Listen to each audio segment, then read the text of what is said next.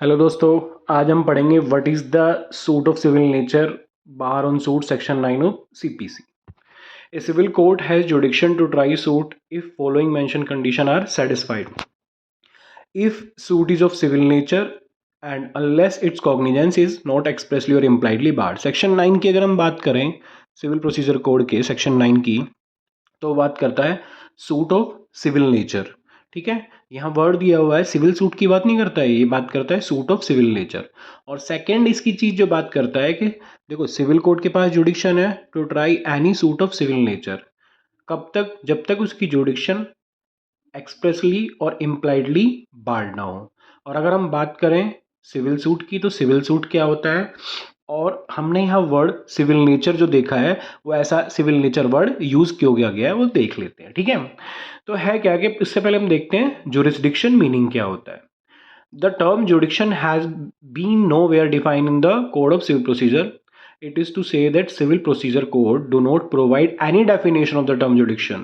The term jurisdiction has been derived from two Latin words juris dicto, which translate as I speak by law. Jurisdiction refers to power, authority of the court of law to try and hear adjudicate. तो basically जज साहब की जो power है to try any suit and to give decision on that suit, that is called jurisdiction. तो jurisdiction is the power of the civil court to decide, to try and decide any suit. ठीक है, और यही इसीलिए हम section 9 को gateway to CPC बोलते हैं, क्योंकि सेक्शन 9 सिविल कोर्ट को जुरिस्डिक्शन देता है जब क्या करने की, सूट ट्राई करने की और डिसाइड करने की. कब तक? जब तक उसकी जुरिस्डिक्शन एक्सप्रेसली और इम्प्लाइडली बार्ड ना हो. ठीक है, उसके बाद हम देख लेते हैं सूट ऑफ सिविल नेचर. अब मैंने बताया ना जैसे कि हमने सिविल सूट वर्ड यूज नहीं किया, हमने वर्ड यूज किया है सूट ऑफ सिविल नेचर.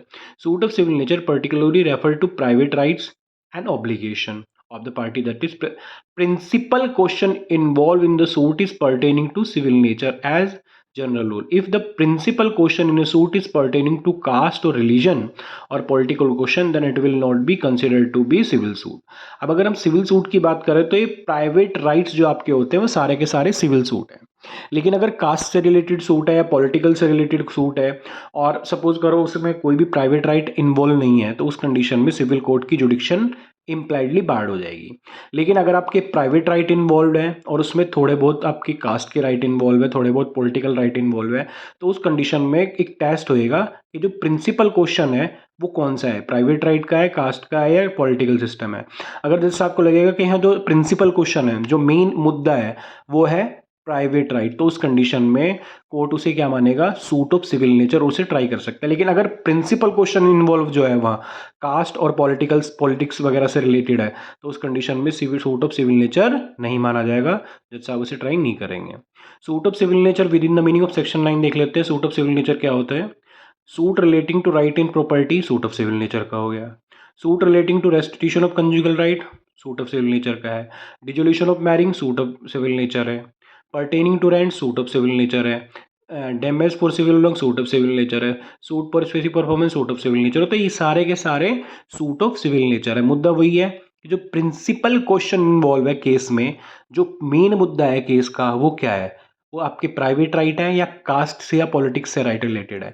अगर जैसे आपको लगता है कि ठीक है एक दो क्वेश्चन रिलेट हो रहे हैं कास्ट से या पॉलिटिकल से, लेकिन मेन मुद्दा यहाँ सिविल राइट्स का है, प्राइवेट राइट को, तो उस कंडीशन में जज साहब क्या करेंगे, उस सूट को सुन सकते हैं.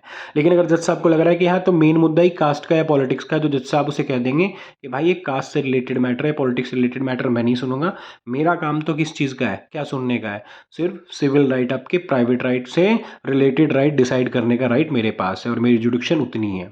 इसलिए हम सेक्शन 9 में जुडिक्शन की बात करते हैं. Suit which are not suit of civil nature within the meaning of section 9. अब कौन से सूट सिविल नेचर के नहीं है वो देख लेते हैं. Suit purely involving question pertaining to religious rights.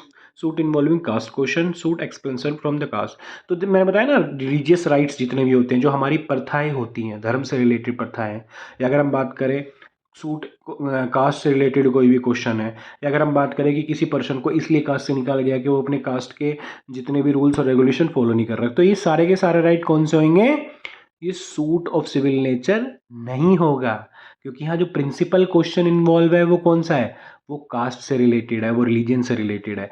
अब अगर यही प्रिंसिपल क्वेश्चन रिलेटेड होता किससे, आपके सिविल राइट से, आपके प्राइवेट राइट से रिलेटेड, तो उस कंडीशन में जज साहब इसे सूट ऑफ सिविल नेचर मानते। लेकिन यहाँ तो डायरेक्ट ही बात किसकी कर रहा है, कास्ट की कर रहा है, तो कास्ट से जज साहब को कोई फर्क नहीं पड़ेगा। उसके बाद है कॉग्निजेंस एक्सप्रेसली और इम्प्लाइडली बार देख लें। तो एक्सप्रेसली बार की अगर हम बात करें, एनी मैटर और dispute brought before the court fall with in the जुडिक्शन of revenue. तो रेवेन्यू से रिलेटेड मैटर कहाँ जाएंगे, रेवेन्यू ट्रिब्यूनल के पास। कस्टमर कस्टमर की बात हम करें तो कंज्यूमर की, सॉरी हम बात करें तो कंज्यूमर से रिलेटेड मैटर कहाँ जाएंगे, कंज्यूमर प्रोटेक्शन के पास। रेंट से रिलेटेड मैटर कहाँ जाएंगे, रेंट ट्रिब्यूनल के पास। तो जब ये सारे के सारे इनके लिए पर्टिकुलर स्पेसिफिक लॉ बनाया हुआ है और साफ साफ लिखा हुआ है कि अगर रेंट से रिलेटेड मैटर कहाँ होंगे, रेंट ट्रिब्यूनल के पास जाएंगे। आर्बिट्रेशन से रिलेटेड मैटर कहाँ होंगे, आर्बिट्रेटर के पास जाएंगे।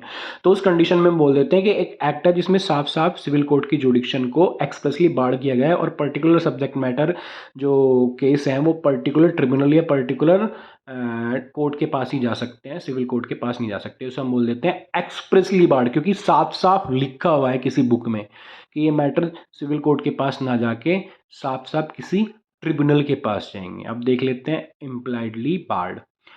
Cognizance impliedly barred. Cognizance is said to be impliedly barred if barred by the general principle of if particular remedy has been provided by statute, then the instance of the other from the remedy when an act create obligation, performance of obligation in certain matter, then in case certain suit even though of civil nature but are barred on the ground of application of res judicata.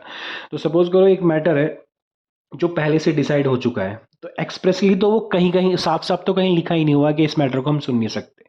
लेकिन जब एक matter पहले से decide हो चुका है ए और B के बीच में, ए उसमें ए जीत गया था, बी जीत गया था।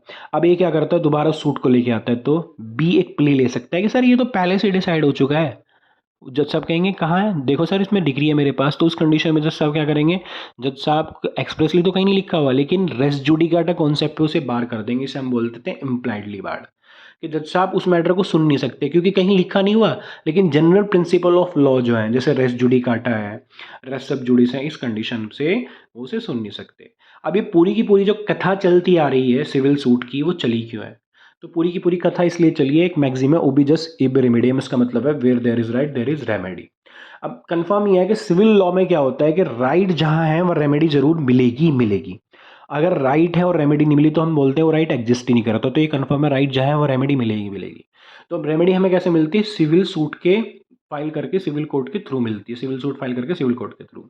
लेकिन हमने सेक्शन 9 में देखा कि सीपीसी में हमने कोर्ट की जो जुडिक्शन है उसको इतना एक्सपेंड कर दिया कि सिविल सूट तो हम सुन ही सकते हैं, लेकिन अगर सिविल कोर्ट सूट तो हम सुन ही सकते हैं, लेकिन कोई ऐसा सूट जिसमें civil as well as some political या कास्ट रिलेटेड राइट क्वेश्चन है उसको भी हम सुन सकते हैं। और उस केस को हम डायरेक्टली क्या बोल देंगे, ये कि सिविल सूट नहीं है लेकिन ये सूट ऑफ सिविल नेचर है, क्योंकि यहाँ प्रिंसिपल क्वेश्चन जो इन्वॉल्व है, जो मेन मुद्दा है यहाँ पे, वो किससे रिलेटेड है, सिविल राइट से रिलेटेड है। हाँ मानते हैं कि इसमें पॉलिटिकल या रिलीजियस राइट है, लेकिन मेन मुद्दा प्रिंसिपल क्वेश्चन जो इन्वॉल्व है वो किससे रिलेटेड है, सिविल राइट से। इसलिए हम बोलते थे प्रिंसिपल क्वेश्चन टेस्ट, इसे हम बोल देते हैं।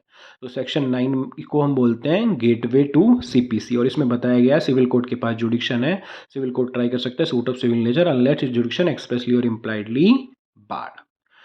दोस्तों प्लीज सब्सक्राइब माय चैनल।